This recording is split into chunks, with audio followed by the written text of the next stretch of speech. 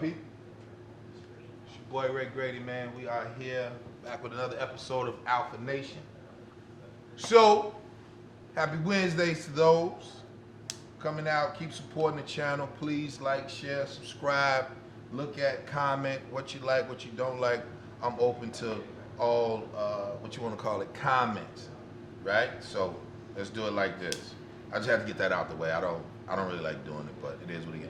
And let's please support and subscribe to Drove Stogies, our sponsor here at Drove Cigars in Inglewood, California. La Brea, it's the hood, you know what I'm saying? I always come home. They make me feel like home. So shout out to Jakeem and RT, the whole Drove's Cigar Lounge family. I've been around them for, I say, about, what, a year or so now, maybe about 2 years. So, salute. So, let's get right into it. Today's guest, this is family to me. This is real family to me. I'll say I've been in LA for 13 years. I've been knowing them every bit of 13 years. So, I'll tell the story about how I knew the dude loved me and later on in the show. So, without further ado, he's a philanthropist. I want to call him an educator because he loves kids. Howard graduate. I think he has at least 20 businesses. I can't keep up with him. You see the outfit from Flint, Michigan, my brother, and he just made Forbes. I don't want to say the list, but they did a beautiful article on him in Forbes. Omar McGee. Thank you, brother. That was a great intro. What's up, bro? You all right? Good. Listen, man. This nigga here, he works a lot. I know you think it was gonna be PG, nigga. I don't do the PG shit. This grown shit here. This nigga works a lot. Now I work, but he outworks me, right? So let me tell you how this. The cat has executive prep. He started a preparatory school of finance. My children went there. Then he got the celebs, the LeBron to donate shoes, Mike Epps, a list of A-listers to come down and just support his brand. I knew something was up with him. I think it was at Obama's dinner you went to. I was all right, I'm scared of him now because you can't get a cat that's just, he didn't dress like this when I met him. He had probably this on, and then before you know it, he dressed up like that, and before you know it, he was at the I want to say the mayor's ball. He was at the Obama's, dinner. He just started ascending. So I was like, okay, I see what he's on. And then now he has a concierge to the stars. Like you rent out jets. Is that what it is? I don't want to make That's a partnership of the exotic cars. Exotic cars. Yeah. How many business you got? I don't have that many. I don't have that many no more. Like No I more? Used to. Yeah, it's just strictly right now. It's strictly the cars. Just Sticking to focus. cars? Yeah. It's fast money. It's really good to me. Jeez. So you from Flint, born and raised? Flint, Michigan. Flint, Michigan, born and raised. How was Flint now? Because I know you was over there donating with the water and all that. I know you. Yeah. Well, actually, it's funny that you say that. Like me and my best friend right now, we just, we were looking back and looking at all the destruction and how bad it is right now. It's just like it's really, really, really bad, and it's, people just look at water, but it's lead inside the water, right? Okay.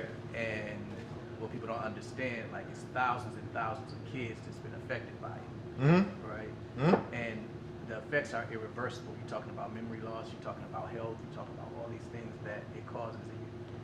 And the nation, they just got wind of it in,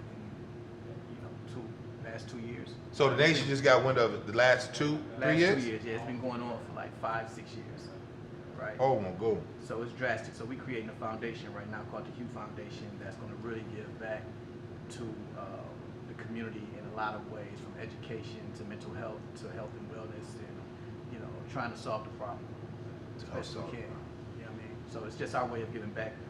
Shout out to my best friend, Jermaine Smith. He's going to spearhead it while I'm out here. Jermaine Smith, salute, G. Yeah. The good thing about when I saw Flint PD, is it Flint PD? I remember y'all had A lot of friends in that documentary. I had a lot of friends in that documentary. So when I saw the documentary on Netflix, I'm like, nah, not Flint. And then Nah, it's real. it's real. Yeah. So I was like, wait a minute. And I remember growing up in Chicago. Chicago, we we're a sellers and buyers market for music. Got it. All right, so let me tell you how far my Flint knowledge goes back. DFC, MC Bree, Top Authority, Yeah, real rap groups in Flint, Michigan. I went to school with Top Authority, Dayton Family, Dayton Family, I was Ms. One, yeah, all of them. Raheem, Ira, all of them. We still cool to this day. Really? I just went to my birthday party. I had a birthday party like 3 years ago in Michigan, Flint, and they all came out. They all came out. Yeah. Man, let me tell you Yellow, something. all of them, man. Oh my goodness. When I tell you, when they came through Chicago to all the hood niggas that had Impalas and them damn Sevilles, Yeah, that's them. everybody was bumping Dayton Family, Top Authority, as well as DFC. You know what I'm saying? We was bumping. The caps get peeled. Oh my goodness, I couldn't. I had to get the cassette. Man, we had to get the cassette, right? So until you played it out, and you had to, it stay in your damn cassette play. I'm a huge fan of all of them still to this day, man. Like I support anything they do, man. And it's, I grew up on it. You know what I mean? Man, So our hood superstars. Man, so I went to check out the interview, right? First of all, for a cat that I know to get Forbes to pay attention to you, that was big. Yeah. Like I showed my boys, who you love, my sons, you know what I'm saying? And Ray Ray was like, Daddy, I had to really look like that ain't Mr. McGee. That's like they don't know he can play basketball very well. He can shoot the rock and all that. He's like, he on Forbes. And I'm just like, if you stop bullshitting, you can go get whatever you want. And the good thing about me leaving Chicago to go to Atlanta, to go to New York, and then finally set my ass here, I saw a bunch of opportunity, right? And so we met on the basketball court at Poinsettia. I don't forget shit. I got a memory like hell. I don't forget nothing. No question. So the good thing was I knew it was something different. One day we was playing ball, we was hooping, it was real physical. I mean the gym, not us, but the gym just had a lot of tension, and this was 08, 09, something like that. And then I think one day you had copped that Beamer, and I knew then I wasn't gonna see you no more. You had that damn 740. What was it? It was a 7. Life was changing. Oh my goodness! And then let me tell you, I knew you loved me, dog. Remember, I had got that call to go to Ontario. Look at his face. He was. It wasn't like he was mad, but he was just like, "Let me see," because some comics or some acts will tell everybody they good. Yeah. I never said that. Bro. I just say, "Look, man, I got a show." Funny part about it in Poinsettia, it was all the comedians. A lot of comedians you see on TV today. Yeah, a lot of them. Barry Brewer doing all well. A lot of us. And the cool thing was, you were just like, yo, you took me in the BMW. Yeah. And you was like, where we gotta go? And I was like, Ontario. He was like, Ontario, where that's at? I was like, about 60 miles south. 60 miles south. And he came from wherever he was living. Came pick me up in Santa Monica. We hit the 10, stayed on the 10 all the way got to Ontario. I think it was for, who was it for? Who was our opener? Was it Mike Epps? It was Earthquake. And he was just like, nigga, you funny. I'm like, yeah, I'm just not really gonna do a lot of talking. You know what I'm saying? And I think that was that show. If I wouldn't have never just asked, that could have fucked my opportunity up with Quake. Only because he was just like, look, nigga, I keep hearing everybody talking about you. And I'm like, all right, let's do it. And well, so, if you're brave enough to ask me at that point, I think that was probably our second time ever meeting. Ever, right? Yeah. And I was willing to pay the gas. That wasn't the point. The point was the fact that I know we all out here on the grind together, and if you have the guts to ask me, that means it's for real, right? Yeah. Because you're just not gonna ask a stranger anything like that unless it's it's a real moment that you really, really need this. You know what I mean? And I know how it is, man. LA is tough. How long you been? That long? Yeah, shit. I bet. I've been here about since 2006. So you got here 2 years before I did? 2 years before. I got here January 7th, 8th of 08. I got here during the NBC writer's strike. Yeah, we grown a lot. Yeah, man. The good thing about what I saw your trend when you started getting things together, you start getting your feet wet, and it was like you just started having melting pots of networking people that was really carrying your banner. Like, man, we behind Omar. Yeah. You know, you had did one of the campaigns in the hood. Yeah. You know, I think for executive prep, and you had the parade, and I was like, my nigga doing parades, like, oh shit, that was big. So, do you think that has anything to do with coming from Flint? No, no question about it. I always tell people that, like, you can contest to this. Like, where we from, you know, it's poor people everywhere. Hmm? But we live in poverty on top of cold. So it's really no time to play, right? No and bullshit. then it's so segregated, Okay. all right? So In Flint. in Chicago too. Oh my goodness, yeah, Chicago. We probably number one for segregated. Yeah, and it's a Midwest thing, right? Yeah. So on top of that, it's not a lot of opportunity because it's proximity. Like, Yes. okay, like so black people around black people, and it's only a few that's doing what they're supposed to be doing, or just some amazing stuff, right? Yes. So my idea of coming out of college, like, yo, if I go back to Flint, I don't have a shot. Oh wow. Come out here, I have a shot. I got a gang of shit. But when I got out here, I just didn't realize how relaxed people were. Yeah, they lazy out here, nigga. And I saw so much opportunity. And mind you, I drove out here with nothing. Oh, you drove? Oh, I drove from Flint a 2000, and probably a 99 or 2000 Honda Accord. How many miles you had on that bitch before you got 100 it? something. 100. Yeah, Oh, it was shit, I'm definitely about to die then. Yeah, it was a prayer that got me here. You know what I mean? So it was, but honestly, like, I just knew once I, you know, made it to LA that I was gonna win, man, because I just realized really quickly, like, they don't see all this opportunity around here, right? I think it's just that. I think it's the. I always say this too. If cats want to know how LA is, there's no change of season. Nah, you can hustle 24/7. That's the problem with 365. these LA niggas. Y'all be like, you do know. Where I'm from, we play basketball in the snow. Yeah, it was real. You do know they don't even drive out here when it rains. And not to say there's no hustlers out here, because it is. But No, I'm just saying, I'm talking about in entertainment. general. I'm talking about the entertainment. But I'm just talking about Yeah, I haven't business-wise, seen. business-wise as well. It's a relaxed, you know, feel. And it was, for me, it was like, yo, Gotta y'all go don't get see it. what's going on. Yeah, Like, you gotta go get it. it was amazing to me, man. I never saw this much money in one place in my life. I couldn't sleep. It was just like, Opportunity. it's just, to this day, I still had that hunger. Like, I just can't believe that they're not taking advantage of this. You know, it's like California has more money Yes. than any other state. If you take, Next to Texas? oh, way more. Far as people, I mean, Silicon Valley all the way to Hollywood. Oh, I thought you was talking about resources. No, Texas I'm got just that. talking about individuals with money. Got you. Yeah, true. If you take California off of the United States, the only country richer than it is the United States. Hmm. You have Check more that out. billionaires in this state than any state. In That this is country. true. So, To come on, be man, around that. What are we talking about? Yeah. You know what I mean? And I think let's say far as with the hustle mentality, Mhm. right? Where did you get that from? Was it an uncle? Was it your old man? Because I know you real close. Yeah, my old man was just, you know, more of morals and values. He taught me the basics of business. You know, my mom died at an early age from alcoholism, and so, you know, I was the kid. You know, I'm the baby of 8, so we didn't have a lot.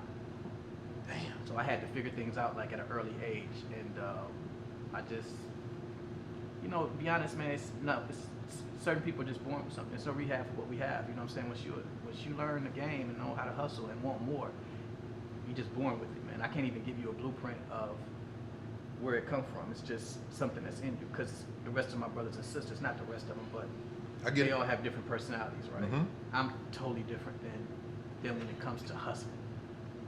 You understand? So, and then I'm the baby, so I saw a lot too. I saw their mistakes and shit. So I Yeah, knew people don't know. If you're the youngest one, Yeah. you can see the success. Yeah, you and can see the failures. Yeah, You know what I I mean? knew what alcohol would do. I knew what having a kid early would do. So, you know, I saw those things. Some people would take that and repeat the mistakes. Not me. I was just more of, you know, always like, yo, I'm gonna be better than this, I'm gonna be better than that, I'm gonna be better than this. I didn't know how, but Yeah. eventually I figured out. And so, because I'm gonna go to the situation with you and your dad, right? Yeah. I had seen one of your posts you had put up, and it was about your dad still like to cut his grass or shovel his snow, Was it the house? It was like the old house that you Where went was to? the whole house? He was a dollar house. My dad bought a dollar house after his divorce from my mom when I was young, like, you know, my adolescence years in elementary school. He bought a dollar house. A dollar house is what was going on. You probably had this in Chicago too, but a dollar house is when the shops were closing, they were trying to keep the hoods up because everybody was losing their houses at a rapid pace, right? Because the jobs were leaving. Oh, right? from the... Yeah, this is the beginning of the downfall. Right? Okay. So the government was coming up with all these things. It's like if they give you a house for $1, you got to stay in it for like 3 years before you sell it, right? Okay. But you take that house and you fix it up. So he got the dollar house, but he ain't had the money to fix it up. So imagine the conditions of this house through a winter. Oh my goodness. You understand what I'm saying? So it was just a Flint winter too. Yeah, a Flint winter. You dig what I'm saying? So it was just those things that, you know, it's a stain on your shirt that you can't get off. You just never forget those days, and you just never want to go back to that. You know what I mean? And you understand what that is. I think that, you know, because...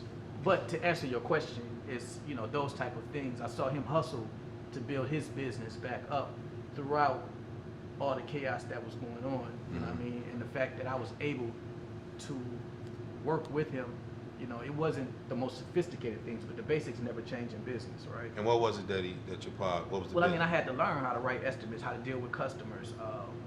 You know, my dad, like, you know, he dropped out of high school, elementary. He's smart as hell, common sense wise. So we had to pick up certain things that he wasn't capable of doing, right? Dope. Right? Dope.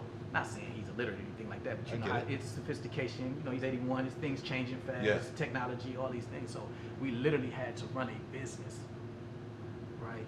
So those basics, when I got to school, it was just like, I'm not going to school for business, I'm going to school for communication, right? Because I need to learn how to sell whatever I'm producing or whatever product I'm selling, right? That's dope.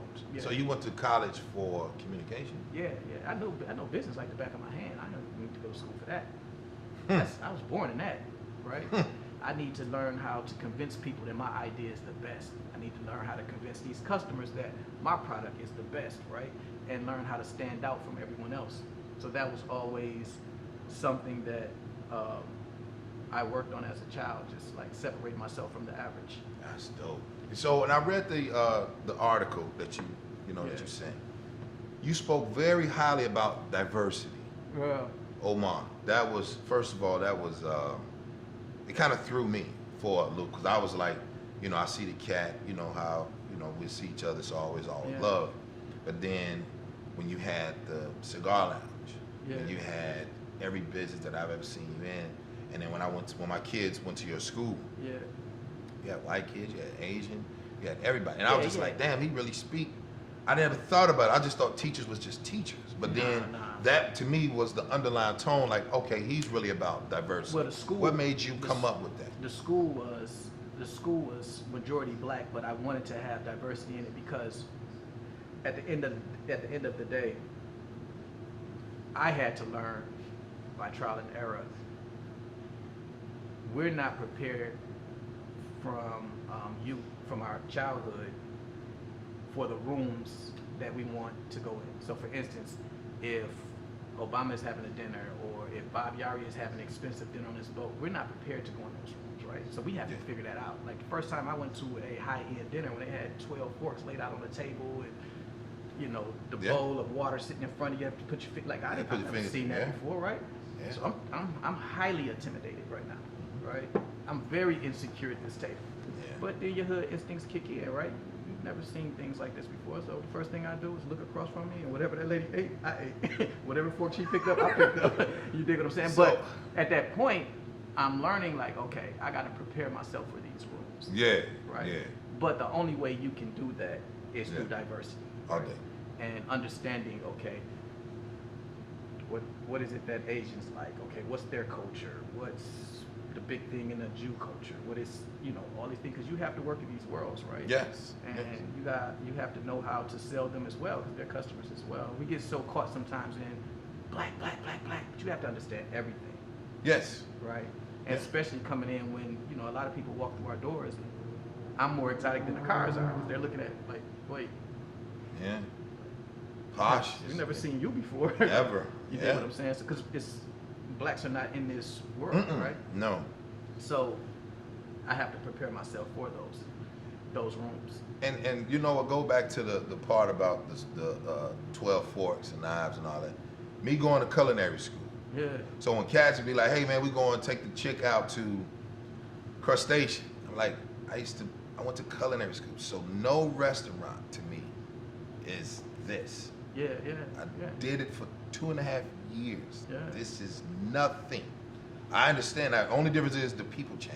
The people change. But the exactly. etiquette never changes. Never the maitre d' runs the restaurant. The sous chef runs the kitchen. Exactly. People don't know that. They be like, Yeah. oh, they see the dude with the top. No. He's an executive. He's telling him what to do. The sous chef runs shit. The maitre d' runs the restaurant. And see, and that's a rare thing. So you have a clear idea of what I'm talking about. Yes. The average guy from the hood has no idea about, how to navigate these, rooms and different worlds. Because I think even the first time I seen a shrimp fork, then I seen a salad fork. Yeah. And then I was like, oh, okay. And then you have to do a demonstration. So what a demo is, Julia Childs would come to Chicago. Her and Martha's Vineyard would come to Chicago, and they would rent out the Art Institute of Chicago. Yeah. So at that time, the culinary school that I went to was called Chic. Yeah. And they were 4th in the nation. And it's right in Cabrini Green Projects. Yeah. 250 students, 2% black. Me and Brenda and 3 chefs. Everybody else was from third world countries. Exactly. Right? So when I got into there, I understood about diversity because I'm like, oh shit, even though we're in 14K buildings surrounding us, but this little cubby hole, these white folks are protected. Yeah. Nothing's gonna bother them, you know what I'm saying? Because Larrabee and Claiborne, there's the police station, and then they building the Walter Payton brand new high school. This is 94, G. Yeah. I'm 18 years old. I don't know nothing about my home ec teacher just called my parents like, this boy gifted with these hands, And I'm like, nah. They're like, no, we're gonna go check it out, go down there, and then. And the funny part about that is like, when they realize you know what's going on, they look at you like, it was like a slave when the black person knew how to read.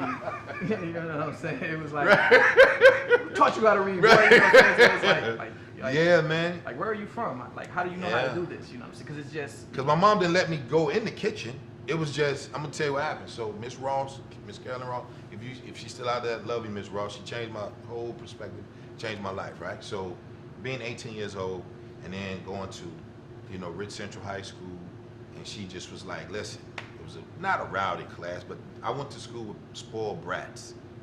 And then you saw the have-nots, but I understood the have-nots only because they wanted what the spoiled brats had, which were matching clothes, a real belt.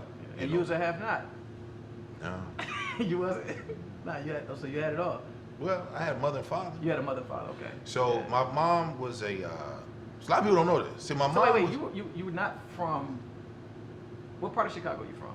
South South Side, right? And that's by the projects, right?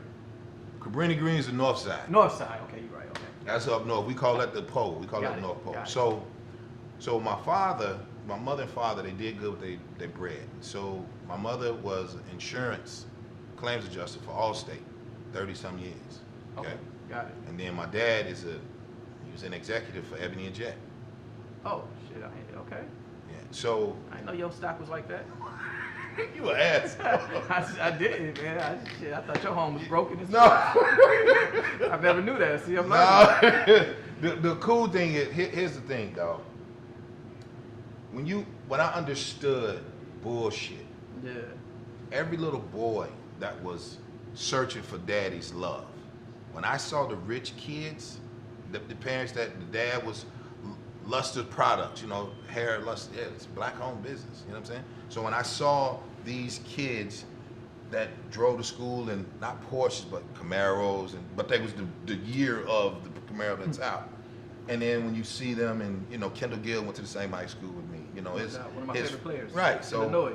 So his family, yeah. So the good thing was, the high school had more racial tension than anything.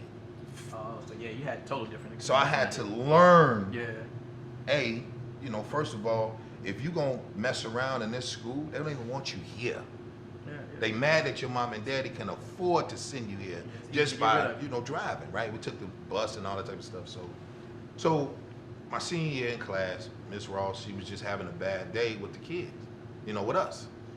So I just went up there and just made everybody laugh. And then she was like, well, you gonna start off with the cheesecake. I said, I bet. I just, you know, it's like, she's short, leave that lady alone. She not a sub. Miss Ross she a real teacher. She'll cuss you out, but it's from love. It ain't from, you know, disrespectful. It ain't like, she wasn't one of those teachers like, I got mine, get yours. Right? So I didn't like those, you know, instructors. But what she did was, she was just like, come on. And then I took the... Yeah, you access. Right? She was like, look, go ahead, here's the cookbook. Look at it, and then go do it. Help everybody. And then she was like, oh, this boy, she was just like, oh, this boy can cook. Called my mom that day, you know, like, Raymond can cook. So I'm like, So my dad was like, all right, let's go down to the school. Go down to the school. You don't have to do no real introduction. They just checking you out just to seeing, like, are you going to be serious with it, right? So boom, when I graduated June 8th, 94, started culinary school August 4th, 94. Best shit ever. And I'm the youngest in the joint. And me and her name was Jennifer Park, I believe her name. She was from Augier Gardens. That's South Side. That's another big ass project. Okay. So we was just the two youngest out of 22 students. You know, everybody else was grown folks. They was like, we tired of being traders, you know, on the web. We tired of, you know, the finance business. We tired of being a surgeon, whatever it was. Everybody was just different walks of life. The only thing that changed it was it was more people from third world countries. Mm-hmm. You know what I'm saying? It was like, where you from? Where you from? Oh, I'm from the slums. I understood what ghetto meant. Yeah. When they was like, oh, this ain't the ghetto. Like, ghetto's over in Ireland. You know, when you be like, oh, shit. No paper. Yeah, and the slums. Like, oh, okay, they changed the narrative over here. Yeah, so when I went there, and one thing I learned about it was that it was a team. So if we doing 8-course meals, the cat who's actually doing the garnishes on your plate, that's a garde-manger. You know what I'm saying? He's actually taking a fruit and making designs in it. You know what I'm saying? He's taking a carrot stalk and making incision on both sides of the carrot and pull back so it look like a palm tree. No, I got you. You know what I'm saying? So I was like, oh, this dope. So when they say, hey, when you're a chef, you're a chemist, you're an artist, and you're a mathematician. Bakers have the best patience. Because to be a brilliant and a great baker, you have to have patience. When you're cooking, it's quick. You know, you saute, you cut up, you have to have nice skills, don't cut yourself. You gotta be able to go, you learn sanitation. All the shelves have to be 6 inches from the ground to, you know, you learn everything is quick. And then you have to just learn from that, and then it's fast paced. We have 500 people. So when you get a chance, you good in the kitchen, they say, hey, Mr. McGee, Grady, y'all going to do the demo for Julia Childs. For real, who's gonna be there? Aramark is gonna be there. Bismarck Hotel is going to be there. Kraft is going to be there. They was giving you real jobs, but I was a child. I wasn't. Then when you finish school, you can go to Milan, Italy, or you're going to Europe. I'm a child. And Bosnia and Croatia was at war. I wasn't going no damn well. You hear me? I wasn't going. So I understood when you said it could be a little bit intimidating to be at a formal dinner, and you have to know how to have your hand behind your back. They call it the lapel napkins. You just hold it. You know, everything is presentation, white linen, all that type of stuff. So I get that, man. You ever gonna do one? No. You're not gonna do one? No. You're not gonna do one? Oh. Nah. Not no more. Nah, I'm done. So when you did when you said, how was it when you got the call? Because that's the good one. When you got the call for Forbes. Yeah, what people don't realize with Forbes, it's an investigation piece as well. Because investigation piece? Yeah. So what does that mean? That means that they want to see a few bank statements. They want to see, you know, they want to make sure it's real before they put a story out, right? Wow. Well, definitely in my case it was. So we had to go through that thing and make sure, you know, everything was, you know, upfront and tight and legit. Yeah. So, and then if, you know, it was humbling. You know what I mean? It was something that I wasn't expecting. You know what I mean? Mm-hmm. But I just believe when you do great work and you separate yourself from the average, you know, that's just a common thread through my life is separate yourself. It's like when you do something, you got to do it so much better than everybody else and so different than everybody else. Gotcha. Right? Like I always would say, like, I'm not going to start off selling Toyotas because shit. that's not attractive to me, right? Or He it's said he's not going to start selling. He's not going to start off selling Toyotas. Nah, I mean it's just not my thing. Like if I'm gonna do it, I'm gonna do it, right? Yeah. Like okay, let's start here, right? Gotcha. Because that's where I want to be, right? So I knew when I started that it was going to always be opposition. You always had the naysayers. You always had people say that, you know, it's going to be hard. They're not going to let you in. You know, it's all that shit. That's how you know you got a great idea, when you hear that, because that's the street that's empty. Got you. Right? Yeah. There's no traffic in this street, right? And everybody's doing the same thing. You know, the barbershops, the clothing lines, rapping. That's cool if you can do it. That's your thing, right? But I was just always like, okay, what can I do that's different, that I love, that I have passion for, right? And my dad was in the cars, you know, the industry, but that's why I went into other things first, in film and communications and things like that, because, you know, I was looking at Buicks and shit that just wasn't appealing to me, you know what I mean? And you didn't like the '94 Riviera, nigga? I mean, you gonna yeah, pretend, but I didn't know it was. Pretend you didn't like the Yeah, Riviera? before I saw a Benz. You dig what I'm saying? You know, because we're from Motor City, right? So yeah. you think That's about it, different. it's only American cars there. So I didn't have no perspective. I didn't have no comparison until you leave, right? So when I went to Howard University, it was like, whoa, the hell is that? You know, I'm like, I ain't never seen a range until I got to DC. You dig what I'm saying? I started, you know. I tell my boys this. I tell my sons. They was like, Dad, when did you find out you was a man? I said, when I moved to DC. Yeah. DC, man, Chocolate City. It's beautiful, man.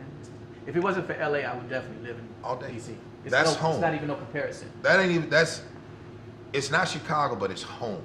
Like when I fly into Dulles or fly into Reagan or fly into BWI, I'm home. Oh, it's the most amazing place in the world. I tell everybody. I go to sleep there. I love DC, man. I tell you, you know what's crazy? I never knew anything about Chicago until like 6 or 7 years ago. I never went to Chicago, right?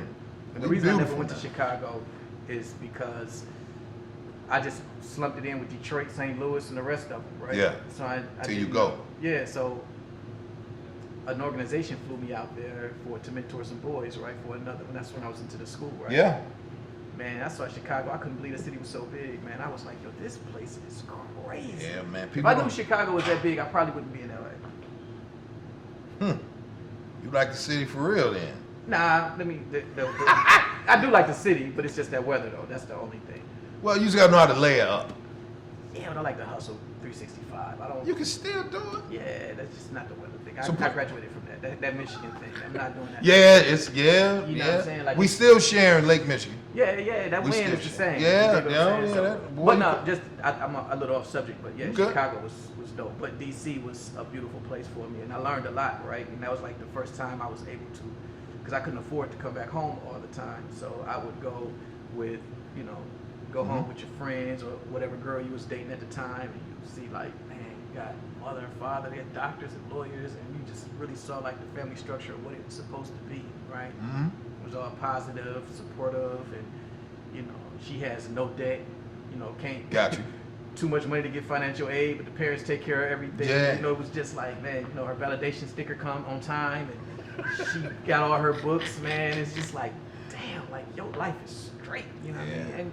And it's rightfully so, like, and she takes full advantage of it, or he takes full advantage of it. It was just a really a dope thing, and it was a good experience for me because I never saw that, right? But all those little experiences in college and traveling and seeing the world, it just kind of shaped me, you know. It made me really hungry, like, for a lot. I said a joke one day when I was doing the DC Improv, me and Tony Rock.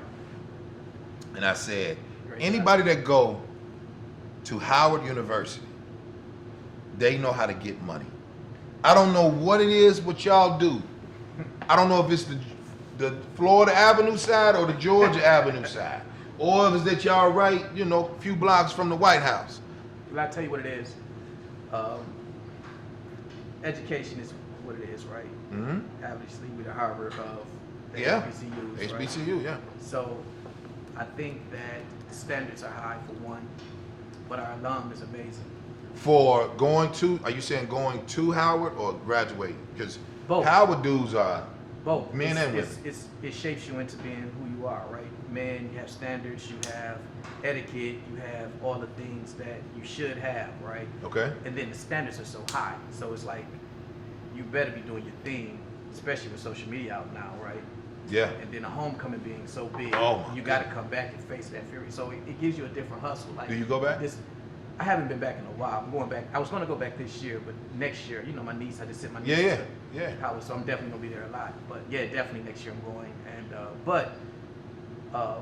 I will credit a lot of it to just the culture and our alum. It's really, really strong.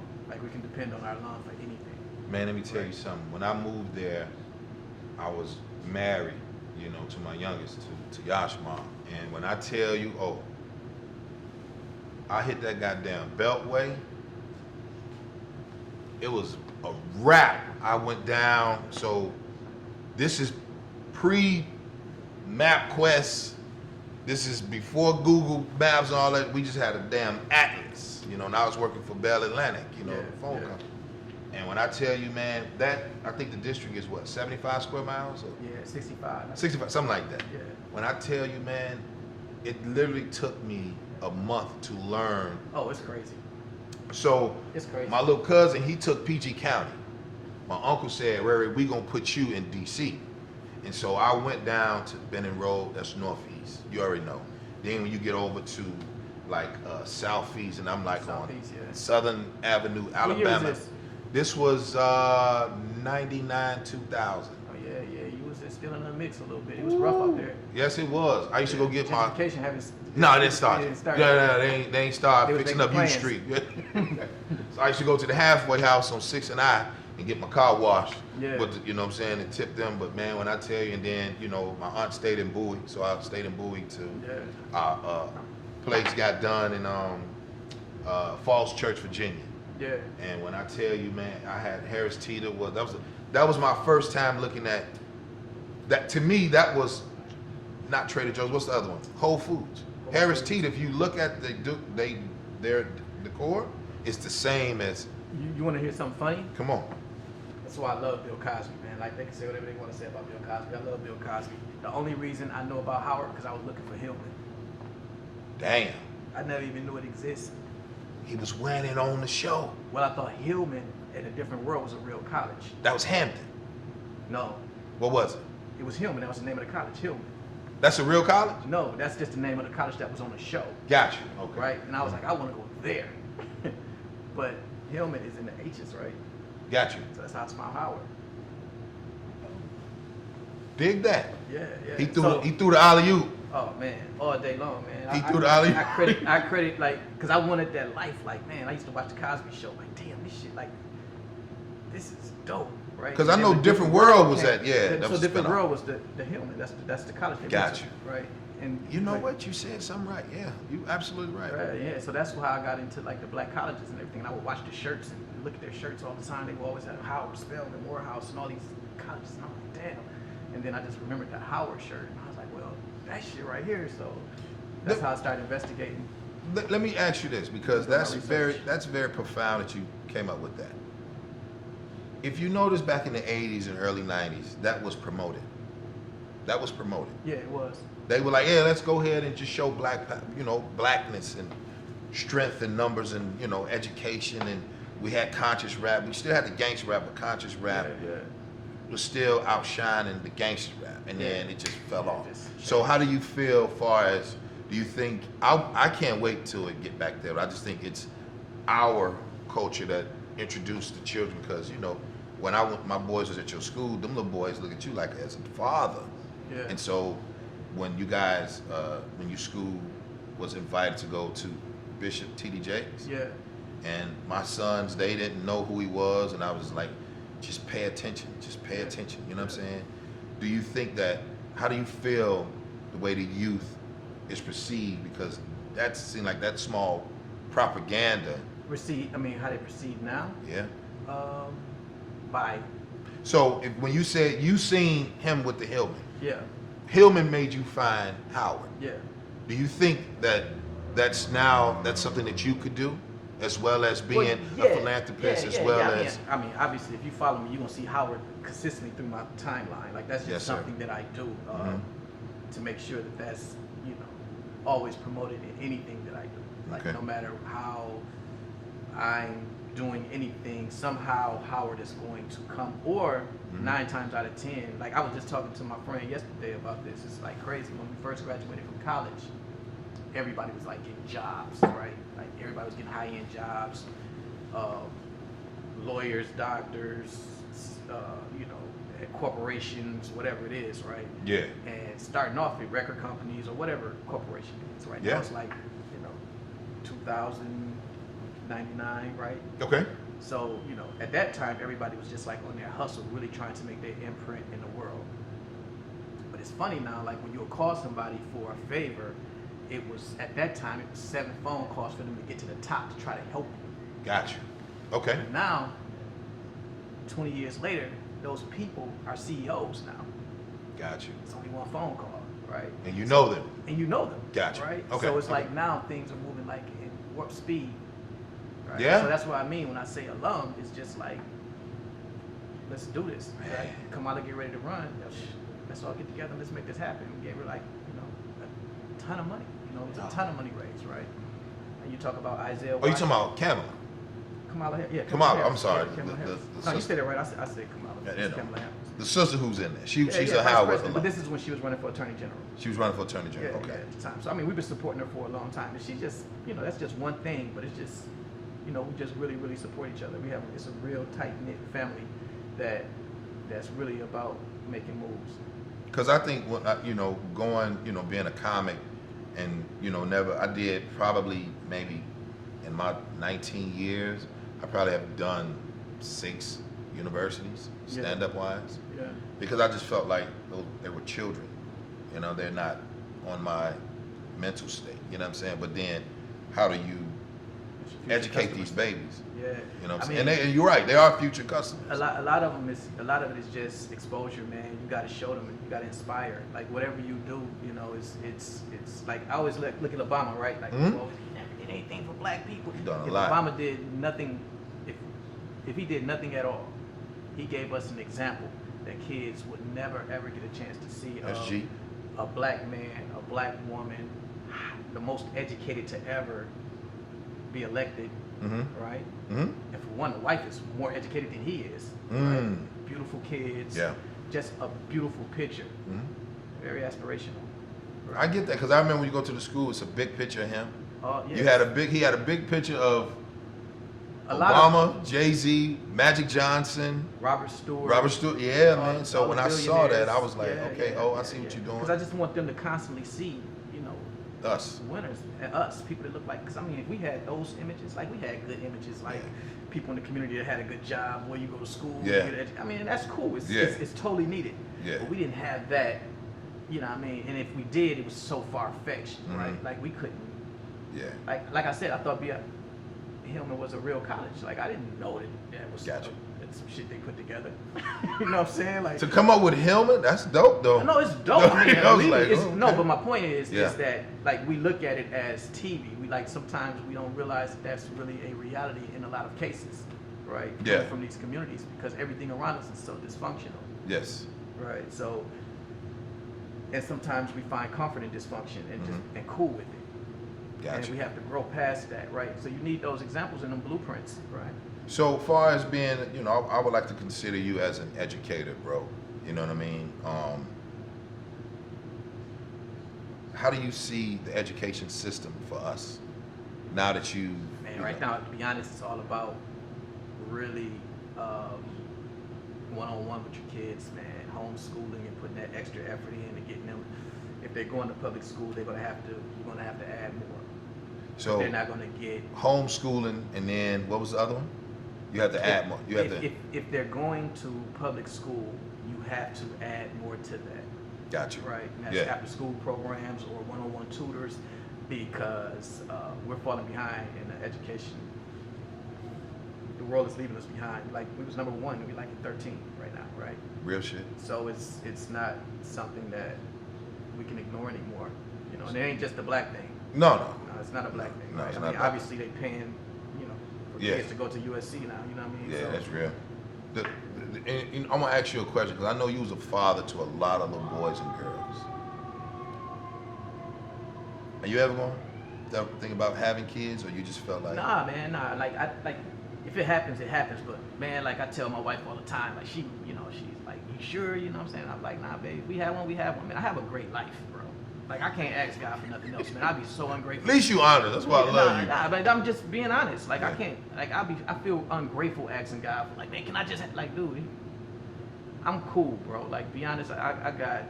I got 32 nephews and nieces, man. Yeah, you got a lot. Yeah, I got a lot. I got a niece that I'm raising like a daughter, man. I'm good, man. Like I'm so good. So let's say this: if you did have a son or a daughter, hypothetically, what would be 2 things you wouldn't do as a parent, as a father? What I wouldn't do? Sheesh, I didn't even thought about that. I want to make it interesting. You know? I wouldn't guide them on. One thing I wouldn't do is I wouldn't tell them what they're going to be. That's one thing I wouldn't do. Right? I expose them to everything and whatever they gravitate towards, as long as it's possible, obviously.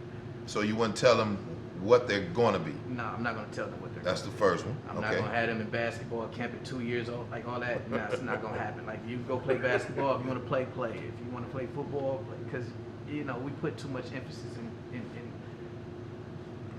majority of the parents, I ain't going to say majority of the parents, but a lot of the parents like that, I feel, personally, is losers in what they're trying to make their kids. So you can say it again. They losers. They're losers I get it. in basketball right. or whatever it is. That's why they're so excited about their kids becoming that, because they couldn't do it. Mm-hmm. Right? Mm-hmm. And what's the second one?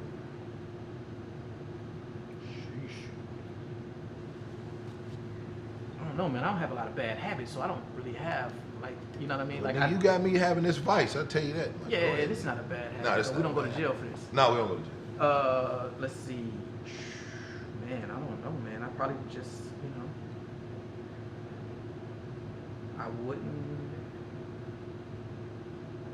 I wouldn't do this. This is another thing I don't like. Okay. I tell you, I just had an argument about this. Like, okay. A lot of us that come from the hood, they always think they need to take their kids back to the hood to show them, and they need those instincts. I'm like, bro, like, me personally, the lifestyle my child is gonna live, he's not gonna need those instincts, bro. Okay. So like, why would you even introduce him to those things of, I used to get my ass whooped. Of treachery, right? Go get the switch off the right. Like, I mean, just those type of things. Yeah. And I just think it's another level of life that we can grow from. We don't have to go backwards, right? You can tell your story, let them learn from it. Yeah. Answer the questions. If you want to come back home, I mean, you go back home for the reasons of just like, okay, this is where your dad is from. Yes. But the point of like, no, you gonna know what these drug houses is. You gonna know what the fights you play. That's like. sucker shit. Yeah, it's just sucker shit. I mean, but it's a common thing, man. Like, it's disgusting. And I think that, that's a good thing because, when I did start doing well for myself out here, I made my number one goal was to grab my sons. Bro. That was the main focus. I said, I'm going to be funny enough, show this hustle mentality, you know what I'm saying? Even though when cats found out, like, well, man, you're not from, you thought I was, podunk. I'm like, no, I'm cool with everybody. Yeah, I thought you was poor shit. No, I'm cool with every. The difference is I can walk in both circles. That's the difference, right? Yeah, and the way that I did that was I never tried to be something that I wasn't. Here's the difference. When I started doing stand-up, I'm performing in front of gangsters. When you perform in front of street niggas, they have the most fun, even though they have a very shitty life once they make the sale and they don't get a chance to laugh a they lot. They can't enjoy it. But if you see them with their homies that got money, they joking like a. Yeah. They like, man, remember old girl that took to the Zanzibar, at the hotel, he paid for the bitch. They want the opportunity to laugh. They don't get a chance to laugh a lot. So it's really a precious moment for them. When I tell you, dog, I'm talking about we just saying real street niggas.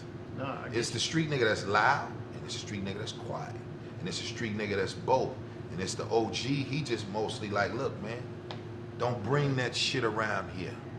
You remember like the movie The Bronx Tale? When Sonny was like, don't bring this over here. Get this gun off the block before you get us all pinched.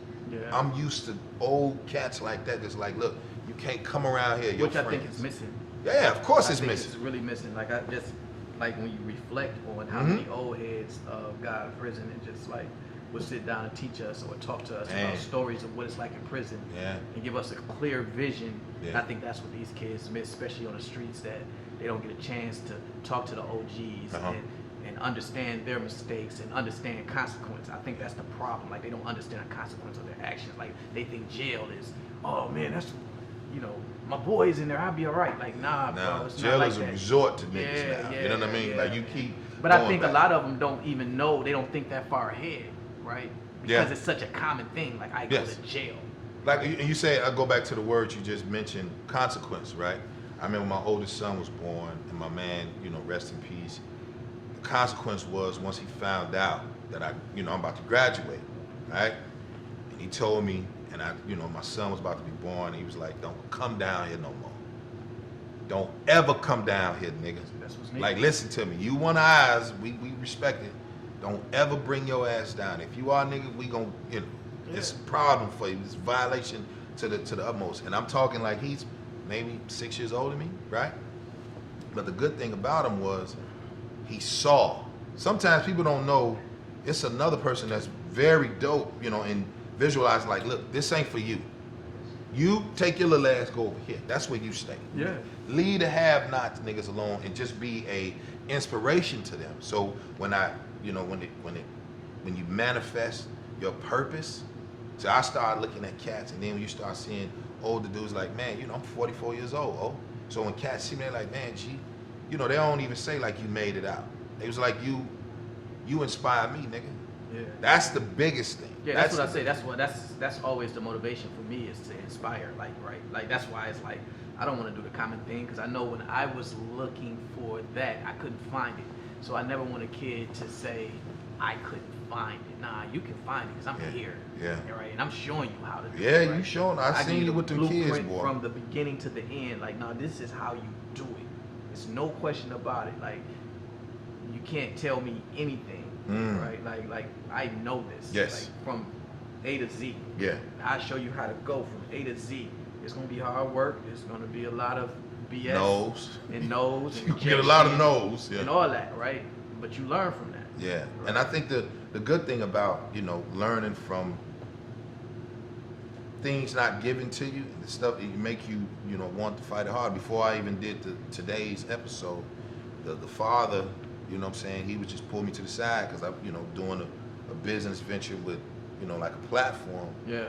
And he just pulled me to the side, like he was just looking at me, and I knew he wasn't lying, because he did not blink. You could tell when niggas is serious, and your nigga look all, he was just looking at me, just telling me like, no, that's yours, but do both. You can walk and chew gum. Yeah. You don't always have to go over here and just be like, I don't want to play around, but once he said, I was like, okay, it's a father. You know what I mean? People understand when it's real, man. Like, they know when you're not playing, right? Mm-hmm. They know. They can see it because they've been through it.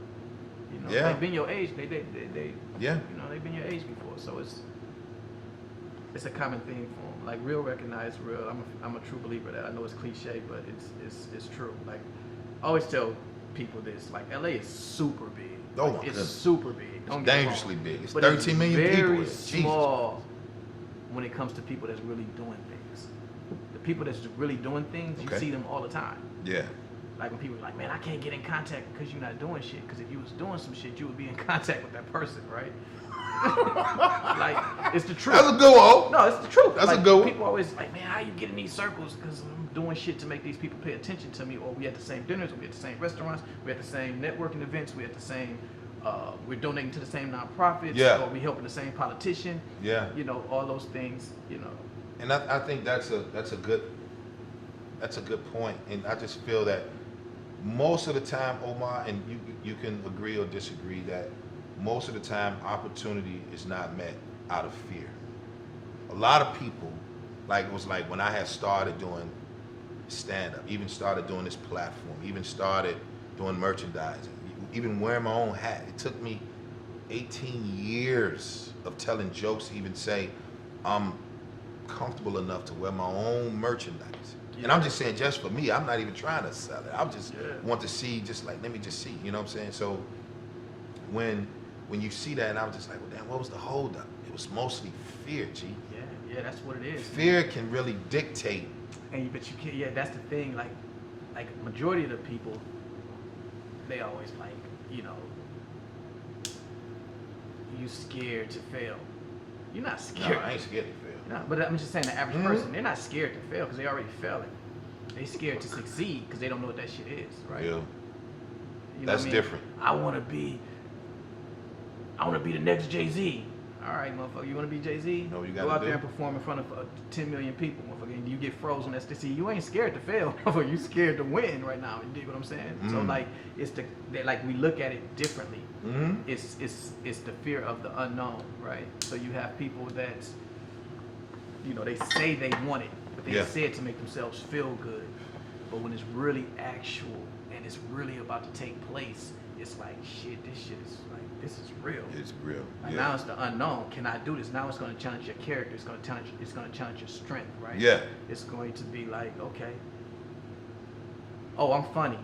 Yeah. All right, let me go to Ontario and watch your ass and see if you fucking funny, Yeah, right? man. All right, now it's your turn to go on stage in front of Earthquake and all these people. Like, And they paid to see him. I remember I went to go see you. Like I went to go see you on Kevin Hart's show. They was filming it. Was it BET? Comedy Central. Comedy Central, right? I never been to a comedy show before like that, right? I ain't never went to go see a comedian. Yeah. And I was in the crowd like, damn, you finna perform in front of all these fucking people, man. Like I was saying in my head, like I ain't no fucking way. I was like, I was scared for you. Like I'm like, man, you better not bomb on this shit. You dig what I'm saying? But it takes a different type of like that's where your strength come in. And like people would always ask me like, what people still to this day, like, oh man, I want to start me a car company. Where do I start? I said, all right, man. So you know, how much is your? I pay $100,000 a month in car notes. Shit, where I'm gonna get that fucking? See, you scared already. You right? It's Real fear. shit. That's fear. So That's fear. You're not afraid of failing because you already fucking losing in life. Yeah. Right. You can see it on them. You can see it in their face. So you scared to go forward. You scared of that responsibility. That's what you're afraid of. That's G shit, that whole. Yeah. So you know that's just how I look at it. And I think even, you know, far as with cigars, right? Because I want to tell everybody, he's the reason I started smoking cigars, all right? So when I had to do, here's what happened. It was a club owner that told me I wasn't never going to, he said, you too real, you're not going to be able to go on and be accepted by these white folks, AKA Comedy Central. So when I got the call to be like, yo, Comedy Central want to give you a half hour. Kevin Hart is going to executive produce it. Bet. So I waited till it was done because, you know, that's the biggest, a lot of people don't know the failure in Hollywood entertainment. Don't tell nobody what you're doing. You just wait till it, you know you about to air because you got to make the edit cut. A lot of people just be talking and then, like, what happened to the show? Oh, man, they took it off there. Well, I got paid for it. Don't nobody see that. You know, people want to see, they want to see the success. No doubt. Because at that point, you just failed. You just showed us that you were failed. You got paid for it, but we didn't. The way you hurt an artist is visibility. Okay? So what I did was, when I got the opportunity, we shot it, and then I was like, yo, I got with my people, and it was like, listen, I want to be able to do a viewing of it. I don't want to watch it at home. So when I called you, and I was like, yo, he said, all right, you know, he was like, bet, come through. Now, I've never smoked a cigar ever in my life, you know what I'm saying? So this dude here, he was like, come on, he had a cigar lounge at the time, Dubson's, right? Right there by the airport, right on Manchester. And when I tell you, the first cigar that you gave me was a Partagas 1845 Maduro, the dark one. Yeah. I held on to that damn cigar for at least, I would say, 4 hours. Because I want to know what this type of life, I didn't know cigars was a lifestyle. I had no clue, G. It's a rich habit. What? Oh my goodness. It is a rich habit. Yeah, and it puts you around money, man. So I like all my guys to pick up, you know, if I deal with you, man, I want you to win as much as I want to win, right? Yeah, so you did that. I know that if you start smoking cigars, it will put you in the company of people that's doing things, right? Yeah. And, across the world. Yeah. Because now what you're going to do is not only smoke, but when you travel, you're going to say, man, what's the hottest cigar lounge, right? You're going. So once you go into that cigar lounge, now you're introducing yourself into a whole nother group of people, of lawyers, doctors, promoters, businessmen, investors, just everyone, right? Everybody, and yeah. it expands your pool of resources of people that you can pull from. Yeah.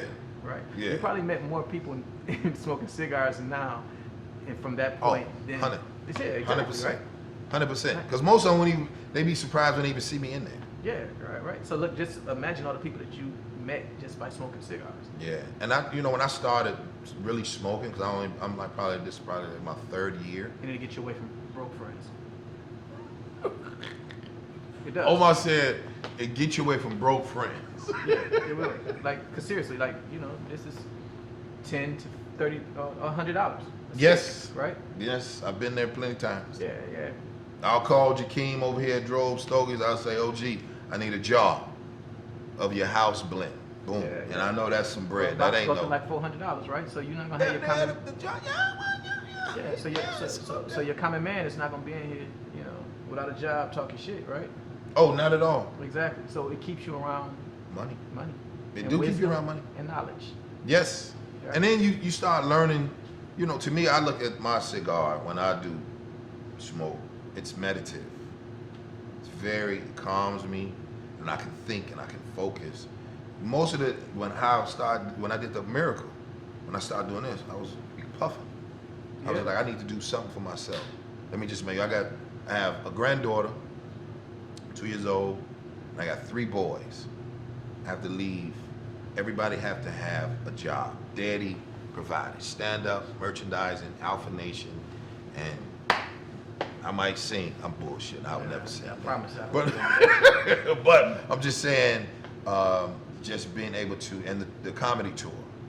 I want to be able to, that was my give back, because my mom and dad would always be like, the Bible say you're supposed to leave an inheritance, for your children's children. So I have a granddaughter. So that, I was like, oh shit. I want to make sure that my little granddaughter, I want to be able to leave her something, I want to be able to be like, she could be like, that's Pawpaw right there. Like when I do commercials and shit. And that was another thing. When I started getting into commercials, it was so many nations. I was like, why are you even talking, nigga? Yeah. You live with 7 niggas in an apartment. You got the closet. But it's always that way. It's right? always the people that never, it's always the people that's not doing shit that got the most to say. Because the people that's doing something, they don't have time to even talk about. Yeah, and I'm like, hold up, nigga, you want me to do your show. So the good thing was, and I won't say it's pride, but I always looked at it like, I'm just not a lay down type of dude. If I know that the odds are against me, I usually come out victorious. That's the best position to be in.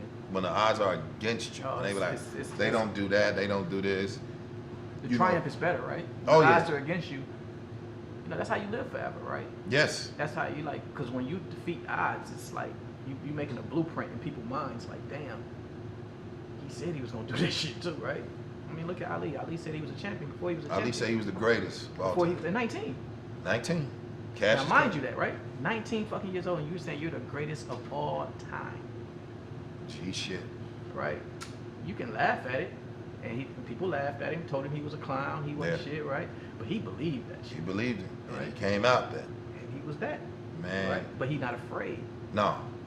Well, I just want to tell you, brother, from the bottom of my heart, man, I like to give.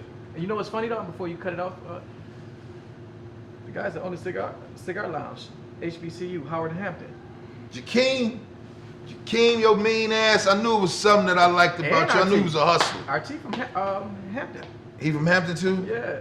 I swear, it's something about the Howard cats. I don't know what it is. Puff to the sister that's VP, vice president. You know what I'm saying? So I just want to. I could go down that list for you if you want me to. Well, shit. Why not then? Go ahead. Isaiah Washington, Debbie Allen, Felicia Rashad, Black Panther, Lynn Winfield.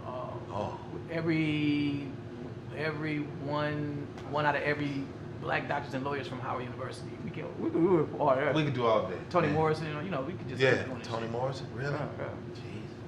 Well, man, I just want to tell you, brother, from the bottom of my heart, you already know it's family, man. Thank you for coming through. Bro. Thank you for helping me with my boys. Always. Just and I look at you as I'm inspired by your movement. Like I really. When I call you and say, yo, man, I need a favor, it's like, nigga, just come through. You know what I'm saying? So now you're that CEO that you could get on the phone with, like, yo, I need a dot right quick. Can I come through? I need this or I need that. Listen, I got my babies coming here. want you to take a look at my children. Can I get them? How big is the? I think he had a waiting list to get in his schools, like 1,500 kids. 1,500 kids to get in your school, executive prep. I was just like, okay, bet this it. You know what I'm saying? I knew you was on a different lane, but you know, and then Forbes, and then just being able to be, you know, just to help, and you not really stingy with the knowledge. So a lot of us don't really give the knowledge, you know. So I just want to tell you, man, I appreciate you coming down, Alpha Nation, taking time out of your busy day. What people can find you at, man, my listeners and viewers. Posh. Instagram is at Omar Posh LA, at Posh Exotic Rentals, and at Posh Luxury Sales. Man, and you know, please like, share, subscribe, comment. Alpha Nation, subscribe to Alpha Nation, Red Grady Alpha Nation. Please don't forget Drove Stogies. There you go. That's family right there. Black owned. Howard Products right here in Hampton, right? Howard and Hampton. Bet. There we go. I don't want RT getting mad at me. But they have a YouTube channel, Drove Stogies at YouTube. You know, man, this is what we do here at Alpha Nation. I give cats they flowers while they're here instead of while they're gone, and instead of people, you know, instead of just saying, yo, you inspire me, or I'm inspired by you, Ray Grady, I don't do that. I want to make sure that I say, people, thank you, and yo, man, I'm watching you, and I'm going to mimic what you do in some kind of shape, way, or form. So I'm your boy, Ray Grady, at Grady Comedy, Instagram, Twitter, Ray Grady, Facebook, Alpha Nation. We'll see y'all next week. Love, boy. Black. Oh, yeah. But the scent of your perfume was still